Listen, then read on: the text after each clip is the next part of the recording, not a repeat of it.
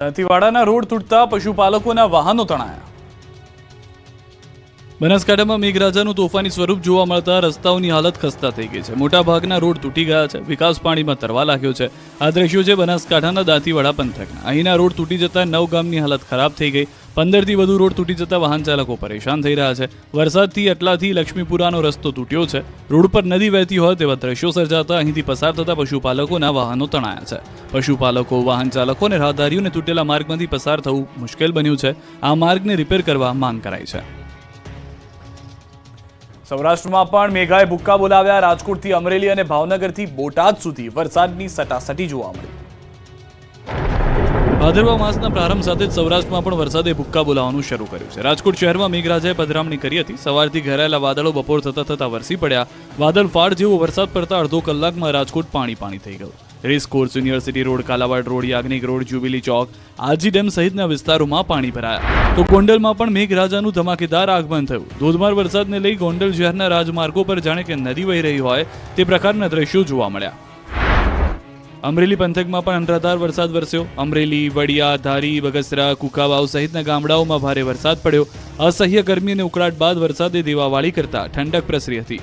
વડિયામાં મુશળધાર વરસાદ બાદ રસ્તાઓ પર તીવ્ર વહેણ જોવા મળ્યું। સુરખપરા વિસ્તારમાં નદી માફક વહેતા થયા વરસાદી પાણી।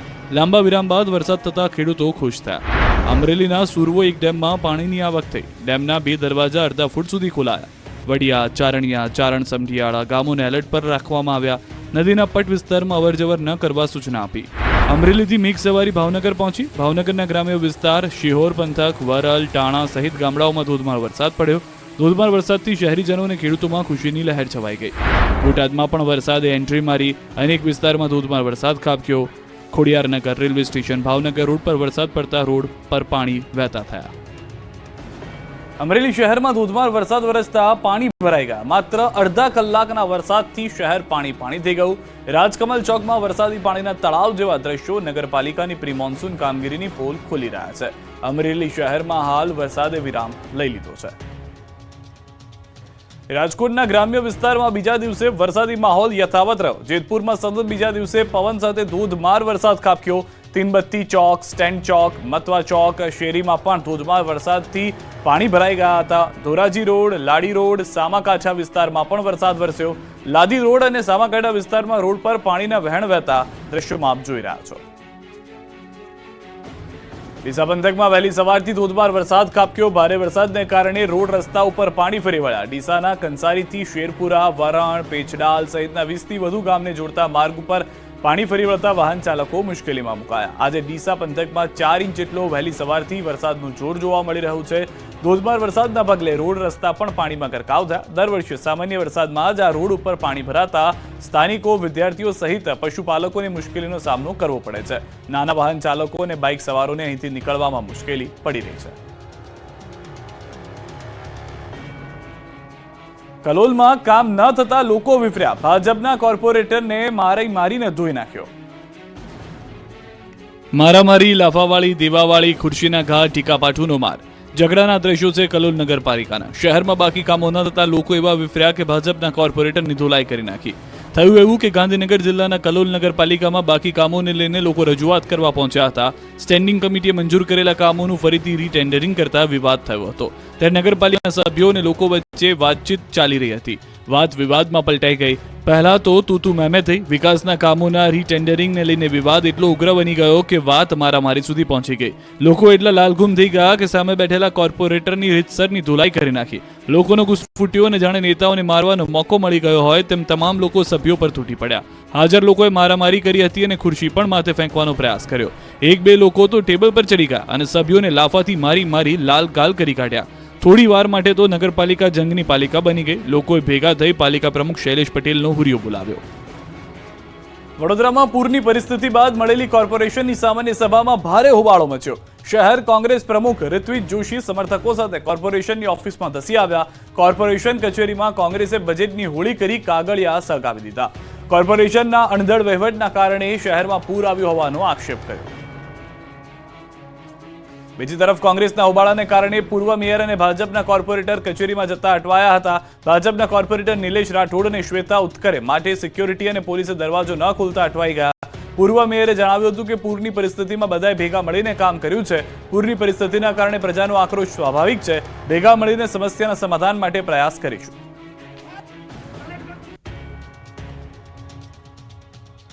સુરત અને બનાસકાંઠામાં ગાડીઓ ભડકે બળી.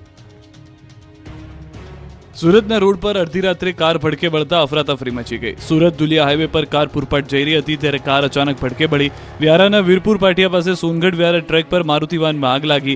હાઈવે પર સળગતી કારને લઈ અફરાતફરીના દ્રશ્યો સર્જાયા. કાર ચાલક દ્વારા આગને બુઝાવવાનો પ્રયાસ કરાયો, પરંતુ જોતજોતામાં આગે વિકરાળ સ્વરૂપ ધારણ કરી લેતા આખી કાર બળીને ભસ્મ થઈ ગઈ હતી. બારડોલીના કાર માલિકની નજર સામે જ કાર આગમાં ભસ્મીભૂત થઈ ગઈ. બનાસકાંઠાના શિયોરી પાટણ હાઈવે પર પણ ધ બર્નિંગ કારના દ્રશ્યો જોવા મળ્યા. અરુંડુવાડા નજીક અચાનક જ કારમાં આગ લાગતા દોડધામ મચી ગઈ. ચાલુ વરસાદે કારમાં લાગેલી આગ બેકાબુ થઈ ગઈ હતી. સ્થાનિકોએ કાબુ લેવા જહેમત કરી. સ્થાનિકોએ પાણીનો મારો ચલાવીને આગને કાબુમાં કરી, જોકે ત્યાર સુધીમાં કાર બળીને રાખ થઈ ગઈ હતી. વરસાદ બાદ રાજ્યના રોડના હાલ બેહાલ. ગાંધીનગરમાં સ્કૂલ બસ ફસાઈ ગઈ. આ દ્રશ્યો છે ગાંધીનગરના. ભારે વરસાદ બાદ ગાંધીનગરના રોડના હાલ બેહાલ થઈ ગયા છે. ભૂવાઓ પડવાનો સિલસિલો યથાવત છે. ગાંધીનગરના સેક્ટર 29ના રિંગ રોડ પર સ્કૂલ બસ ખાડામાં ફસાઈ ગઈ હતી. વરસાદમાં બનાવાયેલા પાક્કા રોડમાં બસ ફસાઈ જતા કેન્દ્રીય વિદ્યાલય શાળાના બાળકોના જીવ તાળવે ચોંટી ગયા. શાળાએથી ઘરે ઉતરવા જતી બસ ફસાતા 30 બાળકો અધવચ્ચે રજડી પડ્યા. સ્કૂલ બસનું એક ટાયર રોડમાં ગરકાવ થઈ ગયું. સુરતમાં કીમ નદીના પાણી ઉતર્યા બાદની તારાજીના દ્રશ્યો જુઓ. કીમ નદીના પૂરના પ્રકોપથી મુખ્ય માર્ગ ધોવાયો. વેલાચાથી એકસેઠી ગામને જોડતો માર્ગ જ તૂટી ગયો. ડામર રોડ તૂટીને ખેતરના સાઈડ પર પડ્યો. મસ્ત મોટા ખાડાઓ તેમજ રોડનું મટીરીયલનું ધોવાણ થઈ ગયું હતું. તો ખરાબ રોડના કારણે સાબરકાંઠામાં અકસ્માત થયો. અમદાવાદ ઉદયપુર નેશનલ હાઈવે પર ટેન્કર પલટી ગયું. નેશનલ હાઈવે 48 પર ગાંભોઈ પાસે કન્ટેનર પલટ્યું. શામળાજી તરફથી ચિલોડા તરફ જતું કન્ટેનર અચાનક પલટ્યું. હાઈવે પર ભારે ટ્રાફિક જામ સર્જાયો. ખેડાના કટલાલ પંથકમાં વિધર્મી શિક્ષકની અશ્લીલ હરકત મુદ્દે હિન્દુ સંગઠનોમાં ભારે રોષ. ખેડાના કટલાલ પંથકમાં વિધર્મી શિક્ષકની અશ્લીલ હરકત મુદ્દે હિન્દુ સંગઠનોમાં ભારે રોષ જોવા મળ્યો. હિન્દુ સંગઠનોએ નડિયાદ કલેક્ટર કચેરીમાં આવેદનપત્ર આપી સમગ્ર કેસની તપાસ માટે એસઆઈટીની રચવાની માંગ કરી છે. 50 વર્ષીય વિધર્મી શિક્ષક અખ્તર રમિયાએ શાળામાં ભણતી 9 વર્ષની બાળકી સાથે અડપલા કર્યા. સમગ્ર મામલે પોલીસે ફરિયાદના આધારે આરોપીની ધરપકડ કરી કાર્યવાહી હાથ ધરી, જેને લઈ હિન્દુ સંગઠનોએ આ કેસનો ઝડપી નિકાલ થાય અને ફાસ્ટ ટ્રેક કોર્ટમાં ચુકાદો આવે તેવી માંગ કરી છે. પોરબંદર પંથકમાં લીલો દુષ્કાળ જાહેર કરવા કોંગ્રેસ તરફથી માંગ કરવામાં આવી. પોરબંદર જિલ્લામાં પડેલા ધોધમાર વરસાદને કારણે ખેડૂતોને મોટા પાયે નુકસાન પહોંચ્યું છે. ખેતરો બેટમાં ફેરવાયા છે. પાક નષ્ટ થઈ ગયો છે. જમીનનું મોટા પાયે ધોવાણ થયું છે. ત્યારે કુતિયાણાના ખેડૂતોને કોંગ્રેસ દ્વારા રેલી યોજી મામલતદારને આવેદનપત્ર આપી સર્વે કરી લીલો દુષ્કાળ જાહેર કરવા માંગ કરાઈ છે.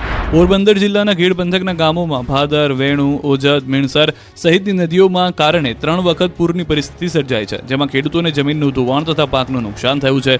તો વર્તુ બે ડેમના કારણે બરડા પંથકના અનેક ગામોમાં ખેતરો ધોવાઈ ગયા છે, જેને લઈ ખેડૂતોને કોંગ્રેસ દ્વારા સર્વે કરી સહાય કરવા માંગ કરાઈ છે. પોરબંદર જિલ્લા કોંગ્રેસ દ્વારા પ્રદેશ કોંગ્રેસના ઉપાધ્યક્ષ હીરા જોટવા સહિતના નેતાઓએ કુતિયાણાના કસ્ટમ ચોકથી મામલતદાર કચેરી સુધી રેલી યોજી લીલો દુષ્કાળ જાહેર કરવાની માંગ સાથે આવેદનપત્ર આપવામાં આવ્યું છે. રોડ, ગટર અને ખેતી મુદ્દે કોંગ્રેસનો વિરોધ. મોરબી અને દ્વારકામાં હલ્લાબોલ.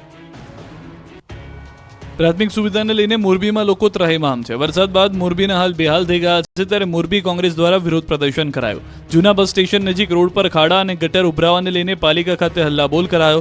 ઢોલ નગારા સાથે રજૂઆત કરવા મોરબી કોંગ્રેસના કાર્યકર્તાઓ નગરપાલિકાએ પહોંચ્યા. જોકે બીજી તરફ ચીફ ઓફિસર હાજર ન હોવાથી કોંગ્રેસના આગેવાનો રાહ જોવા મજબૂર બન્યા. કોંગ્રેસે રોડ, રસ્તા અને ગટરની સમસ્યાનું નિરાકરણ લાવવાની માંગ કરી. આ તરફ દ્વારકામાં લીલો દુષ્કાળ જાહેર કરવા કોંગ્રેસે માંગ કરી. ગુજરાત કિસાન કોંગ્રેસના આગેવાનો એકત્ર થઈ રેલી કાઢી. સમિતિના સભ્યોએ કલેક્ટર કચેરી આવેદન આપી માંગ કરી. ખેડૂતોના પાક ધિરાણ સંપૂર્ણ માફ કરવા માંગ થઈ. ખેડૂતોને અલગથી રૂપિયા 25,000 પ્રતિ હેક્ટર દીઠ ચૂકવવા માંગ થઈ. તમામ સ્થળો પર તાત્કાલિક ધોરણે સર્વે હાથ ધરી સહાય ચૂકવવા માંગ થઈ. સાથે જ પશુપાલકો, માછીમારો માટે પણ સહાયની વાત કરી. દ્વારકામાં તબાહી બાદ ખેતરોમાં સર્વે શરૂ કરી દેવામાં આવ્યો.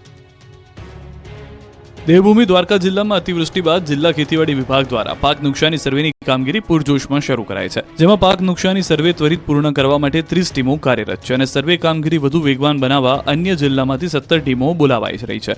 આ પાક નુકસાનીની કામગીરી પારદર્શક બને તે માટે તલાટી, મંત્રી અને ગ્રામસેવક ગામોમાં જઈ ધરતીપુત્રોની ઉપસ્થિતિમાં કરી રહ્યા છે સર્વે.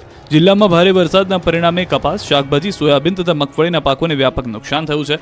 ધરતીપુત્રોને આ વ્યાપક નુકસાનની યોગ્ય વળતર મળે તે માટે ગ્રામસેવક અને તલાટી મળીને કુલ 30 ટીમો પૂરજોશમાં પાક નુકસાની સર્વેની કામગીરી કરી રહી છે, જેમાં દ્વારકા તાલુકામાં 7, કલ્યાણપુર તાલુકામાં 8, ભાંડવડ તાલુકામાં 7 અને ખંભાળિયા તાલુકામાં 8 ટીમો કાર્યરત છે. જિલ્લામાં કુલ 243 જેટલા ગામો પાક નુકસાનીનો પ્રાથમિક અંદાજ સીવી રહ્યા છે.